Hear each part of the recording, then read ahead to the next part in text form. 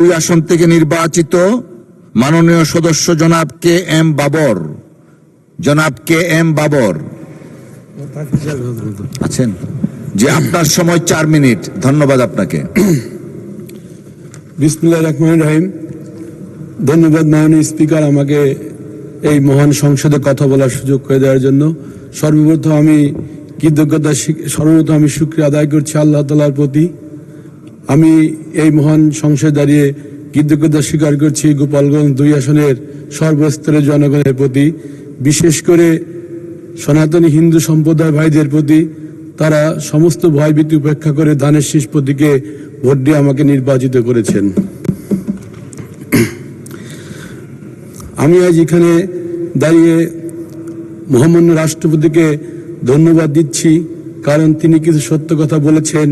তিনি বিগত আওয়ামী লীগের ফ্যাসিজম চিত্র এই সংসদে দাঁড়িয়ে তুলে ধরেছেন এবং তিনি বলেছেন তারা যে 2000 সালে প্রথম বাংলাদেশে দুর্নীতির চ্যাম্পিয়ন হয়েছিল। এই সত্য কথা বলার জন্য আমি মহামান্য রাষ্ট্রপতিকে ধন্যবাদ জানাচ্ছি।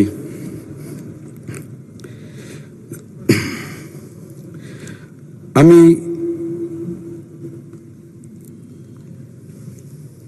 এই মহান সংসদে দাঁড়িয়ে গভীর শ্রদ্ধা ভরে স্মরণ করছি আমাদের মুক্তিযুদ্ধের ঘোষক এবং বিএনপির প্রতিষ্ঠাতা শহীদ প্রেসিডেন্ট জিয়াউর রহমানকে। আমি গভীর শ্রদ্ধার সাথে স্মরণ করছি বাংলাদেশের প্রথম মহিলা প্রধানমন্ত্রী বেগম খালেদা জিয়াকে। আজ তিনি আমাদের মাঝে নেই, কিন্তু আজ আমাদের মাঝে আছেন তার সুযোগ্য পুত্র, আমাদের নেতা, 18 কোটি মানুষের অভিভাবক, মাননীয় প্রধানমন্ত্রী জনাব তারেক রহমান।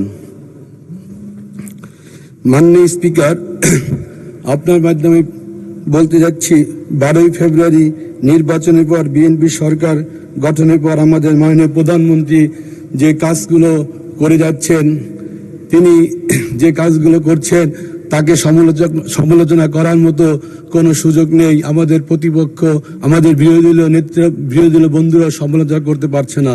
তিনি নিরলসভাবে আমাদের নির্বাচনী প্রতিশ্রুতি পালনের জন্য সবসময় কাজ করে যাচ্ছেন। তিনি যে কাজগুলো করেছেন, ফ্যামিলি কার্ড, কৃষক কার্ড, মুয়াজ্জিন, মসজিদের ইমাম এবং মন্দিরের পুরোহিতদের সম্মানী ভাতা সহ সমস্ত নির্বাচনী প্রতিশ্রুতি করার কারণে আমরা তাকে ধন্যবাদ দিতে যাচ্ছি। এবং আজ বাংলাদেশের প্রতিটা আনাচে কানাচে চায়ের টেবিলে একমাত্র তার নামই ধ্বনিত হচ্ছে। তিনি আজ বাংলাদেশের অপ্রতিদ্বন্দ্বী নেতা হয়ে উঠেছেন। মাননীয় স্পিকার, আপনার মাধ্যমে আমি মাননীয় প্রধানমন্ত্রীকে জানাতে যাচ্ছি বাংলাদেশের ইতিহাসে সর্বপ্রথম গোপালগঞ্জের 3টি আসনে গোপালগঞ্জের সাধারণ মানুষ ধানের শীষে ভোট দিয়ে আমাদের নির্বাচিত করেছেন। গোপালগঞ্জের সাধারণ মানুষ যে প্রত্যাশা নিয়ে আমাদের নির্বাচিত করেছেন, আমরা সেই প্রত্যাশা পূরণের অঙ্গীকারবদ্ধ। মাননীয় স্পিকার, এবারের নির্বাচনে বাংলাদেশের 64 জেলার মধ্যে 23টি জেলায় বিএনপি সব আসনগুলো পেয়েছে, তার মধ্যে গোপালগঞ্জ অন্যতম।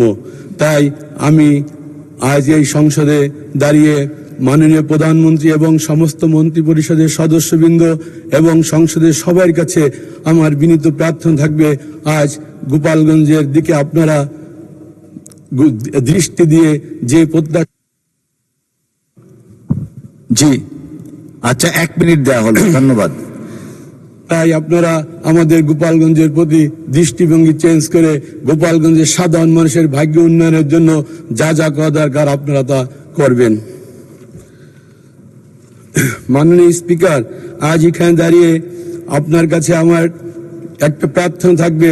2025 সালের 16ই জুলাই এনসিপির একটা সমাবেশকে কেন্দ্র করে গোপালগঞ্জে যে অনাকাঙ্ক্ষিত ঘটনা ঘটেছিল, সেই ঘটনায় অনেকগুলো মামলা হয়েছে, অনেক নিরীহ সাধারণ মানুষ আসামি হয়েছে। তাই আমি এই ঘটনার সঠিক তদন্ত করে যারা নিরীহ নিরপরাধ তাদেরকে এই মামলা থেকে অব্যাহতি দেওয়ার জন্য আপনার মাধ্যমে আমি স্বরাষ্ট্রমন্ত্রীর কাছে অনুরোধ করছি। মাননীয় স্পিকার, আপনার মাধ্যমে এই সংসদে দাঁড়িয়ে আমি বলতে যাচ্ছি, গোপালগঞ্জে কিছু মেগা প্রজেক্ট হয়েছে, সেই মেগা প্রজেক্টে অনেক মেগা দুর্নীতি হয়েছে। এই দুর্নীতিবাজদের ধরার জন্য আমি তাদের বিরুদ্ধে ধন্যবাদ মাননীয়